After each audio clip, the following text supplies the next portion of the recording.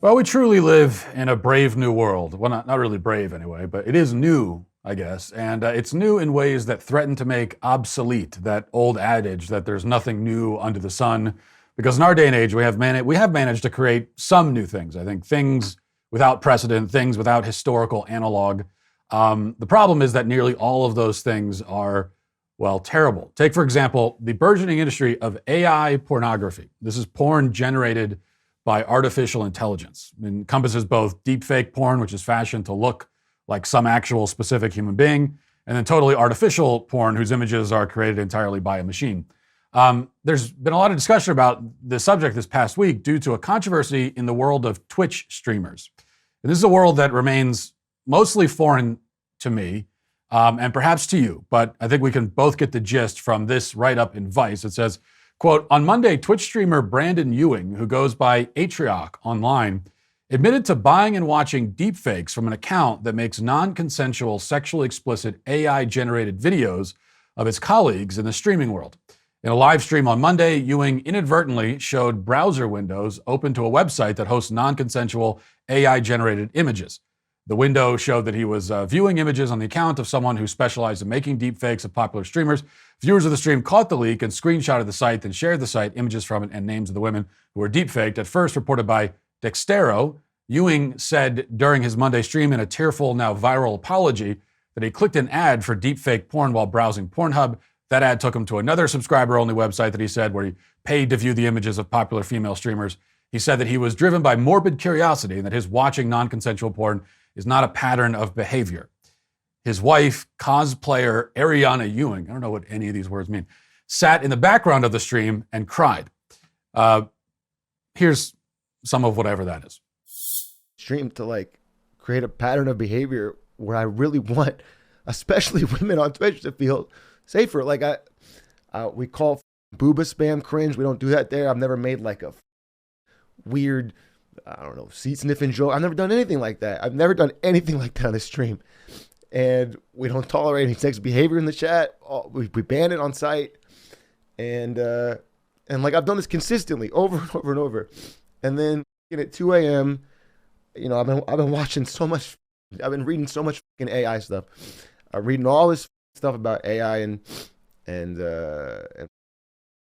deepfake music, deepfake art, and everything. And I'm in these discords, and I just feel so embarrassing to me.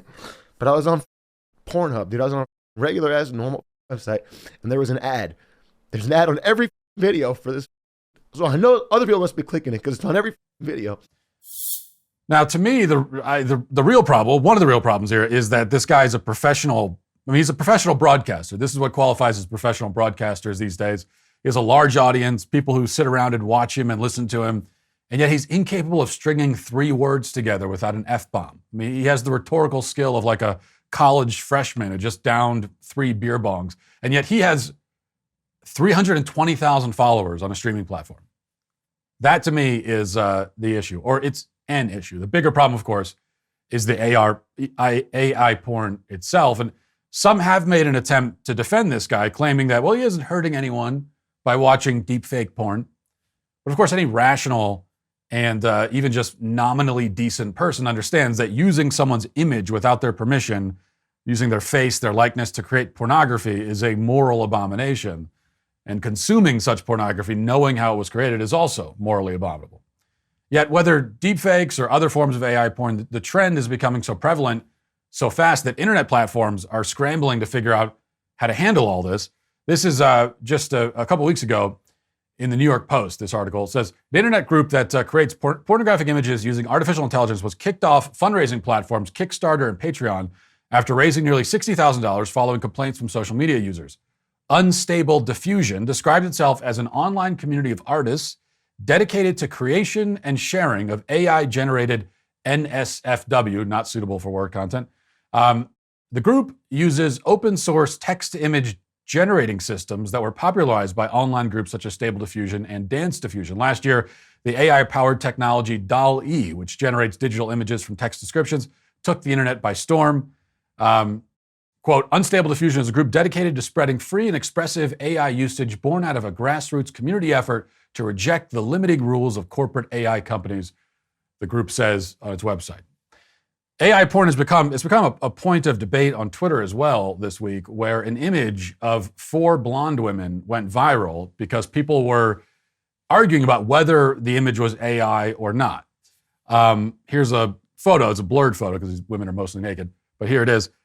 And I think that this is AI based on the fact that the faces all look creepily the same, but the fact that we can't tell for sure that there's any debate about whether the women in that image actually exist is precisely what makes this so terrifying. Because we are rapidly getting to a point, we've already reached the point, probably, where you simply cannot be sure whether an image, a voice, even a video that you watch is real or not.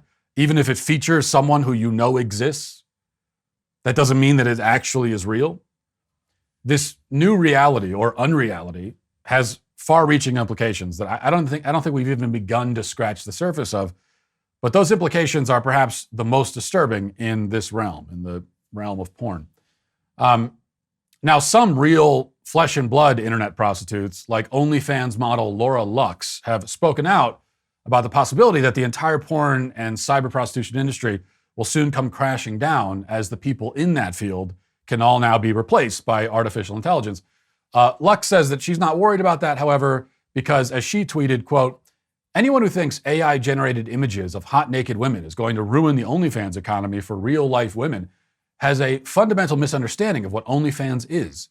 People don't subscribe to my OnlyFans because they want to see a random naked woman. They subscribe to my OnlyFans because they want to see me naked, specifically based on a parasocial connection formed by following me on other social media platforms. Now, I'm not really, I confess, concerned about the job security of OnlyFans prostitutes. When I mentioned the horrific implications of this technology, that's not exactly what I was talking about. In fact, if anything, putting porn stars out of work is maybe the one single benefit of this technology, because at least it might force these women to do something productive and valuable with their lives instead. And I do think that day is coming, because despite the reassurance Miss Lux offers to us, but really to herself, there's a reality here, which is that, she's correct that OnlyFans customers are looking for something that resembles a human connection, human affection, romance. It's just that the porn consumer has given up on finding the genuine thing and instead settles for its digital imitation. That's precisely the problem for Miss Lux. They've already decided to forfeit genuine human connections in favor of an image on a screen. They choose you as the OnlyFans model because you're not real to them. You're not human to them. You are accessible. You are usable, reusable. You are an object that they can make use of and then discard until they want you again. You are a masturbatory aid. You are to them nothing but a collection of body parts. You're not a human being to them. You have been dehumanized, and you are taking part in your own dehumanization. You might as well already be a robot, which means that you could easily be replaced by a robot, and as far as the porn consumer is concerned, nothing at all would be lost. That's the harsh truth. And this is the fear with AI porn. It's the same fear with regular porn, actually, only accelerated once artificial intelligence is added into the mix, because increasingly people are rejecting human connection, human relationships, human romance, and all that traditionally comes with it, including marriage and family, in favor of images on a screen. And this is dehumanizing, not just to the person on the screen, unless that person is already not human, but also dehumanizing to the consumer. And that's also why our criticism of the porn industry cannot focus just on the fact that the porn industry is fueled by sex trafficking, for example, and that is a major problem. It's not the only problem with porn. Just as our criticism of AI porn cannot focus just on the fact that people are often being used in deep fakes without their consent. That's a major problem with that technology, but it's not the only problem with it.